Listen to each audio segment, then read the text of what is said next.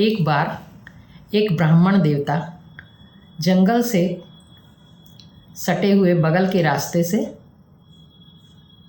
किसी दूसरे गांव में जा रहे थे। अचानक ही उन्हें सिंह की कराह भरी आवाज़, जिससे पता लग रहा था कि वो किसी कष्ट में है, सुनाई दी।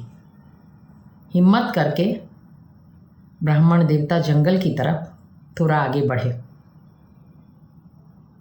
उन्होंने देखा कि एक सिंह बहुत ही दर्द भरी आवाज़ निकाल रहा था, क्योंकि उसके पैर में काफ़ी गहरा घाव लगा था। घाव से खून बह रहा था। ब्राह्मण देवता को देखकर सिंह ने कहा, हे ब्राह्मण देवता, मेरे पैर से इतना खून गिर रहा है, कृपया मेरी सहायता कीजिए, मेरी मरहम पट्टी कर दीजिए। इस पर ब्राह्मण देवता ने सिंह को कहा कि भाई सिंह, अगर मैं तुम्हारी पट्टी कर देता हूँ तो जैसे ही पट्टी बंधी और तुम मुझे खा डालोगे।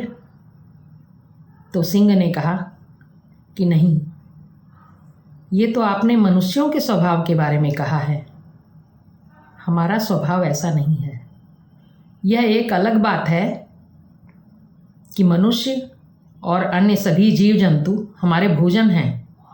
भूखे रहने पर हम उन्हें मारकर खा जाते हैं, क्योंकि हम तो अन्न, अनाज, घास फूस, फल फ्रूट्स खाते नहीं हैं।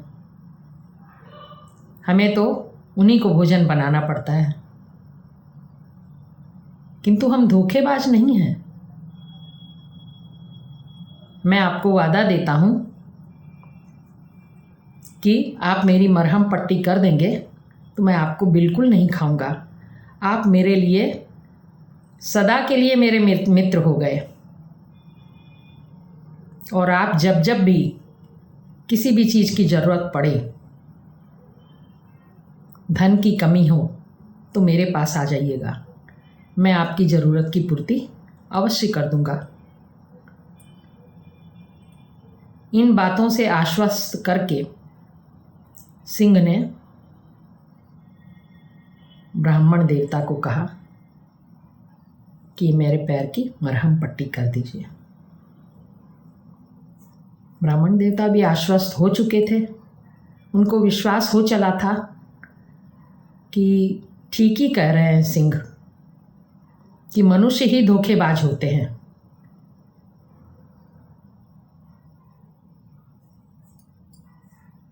कि उन्हें जो पालता पोसता है, जो उनकी सहायता करता है, जो कमज़ोर स्थिति में उनको मदद करता है, उनको भी वो मौका पाते ही धोखा दे देते हैं। हो सकता है सिंह जो है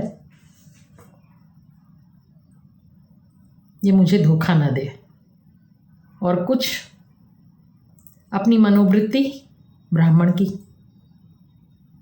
सेवा भाव की। ब्राह्मण देवता ने अपनी धोती में से कपड़ा फाड़ा और फाड़कर शेर की मरहम पट्टी कर दी। खून बंद हो गया। सिंह को राहत मिली। उसने ब्राह्मण को बहुत बहुत धन्यवाद दिया और कहा कि जब भी आपको आवश्यकता हो धन की, तो मेरे पास आ जाइएगा। मैं इस गुफा में रहता हूँ। ऐसा कहकर उसने अपनी गुफा ब्राह्मण को दिखा दी। ब्राह्मण देवता अपने रास्ते चले गए। सिंह अपनी गुफा में चला गया। काफ़ी दिन बाद ब्राह्मण को परेशानी होने लगी, धन की आवश्यकता हुई,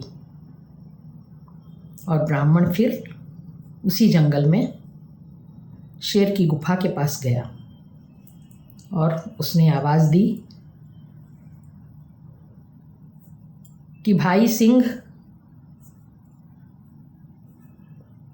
कृपया बाहर आओ, मुझे किसी चीज़ की आवश्यकता है। इस पर सिंह बाहर आया। आ रहा हूँ। और सिंह बाहर आकर ब्राह्मण को प्रणाम करके बोला, हाँ ब्राह्मण देवता, आप मुझे बताइए कि क्या चाहिए आपको। तो ब्राह्मण देवता ने कहा कि मेरे पास अब कुछ भी नहीं है, बिल्कुल धन से खाली हो गया हूँ। तुमने कहा था कि आवश्यकता होने पर आ जाना, मैं आया हूँ। इस पर सिंह गुफा में गया और सोने के जेवर लाकर ब्राह्मण को दे दिए। ब्राह्मण जेवर लेके चला गया। कुछ दिन उसका काम चलता रहा।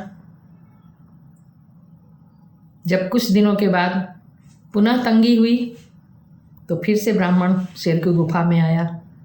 इस तरह बीच बीच में ब्राह्मण आता रहा और सिंह उनकी मदद करता रहा।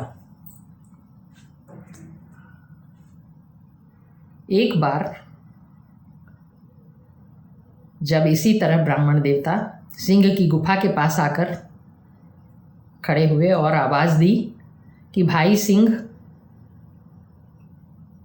मैं तुम्हारा मित्र आया हूँ, बाहर आओ। तो सिंह बाहर आया और सिंह ने पुनः उनकी परेशानी को पूछा।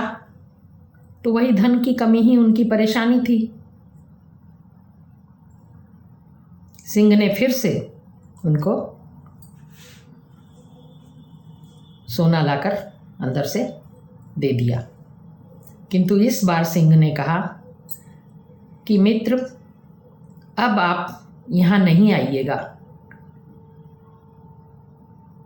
क्योंकि अब आपको खतरा है। ब्राह्मण ने पूछा, ये कैसे? ये आपने क्यों कहा? तो सिंह ने कहा कि हंसा थे सो उड़ गए, सुगन गए पहाड़, अब हमरे जो मंत्री भये कौआ और सियार।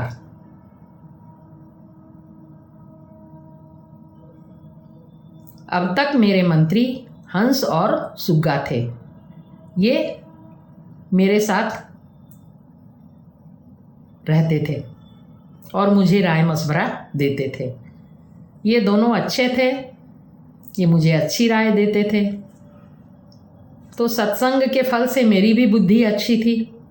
किंतु अब हंस उड़ गया है और सुग्गा भी पहाड़ की ओर चला गया है। अब मेरे मंत्री कौआ और सियार हैं। ये कौआ और सियार, इनकी मति बहुत खराब होती है। अब इन दुष्टों का संग है मेरा और ये मुझे गलत गलत राय देते हैं। अब इनकी दुष्ट संगति के कारण मेरा भी मंतव्य न बदल जाए। नित्य ही मेरी बुद्धि में ये बुराई भरते हैं।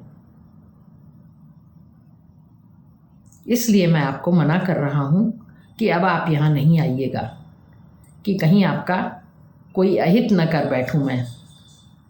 इनके कुसंग से मेरी भी बुद्धि भ्रमित न हो जाए।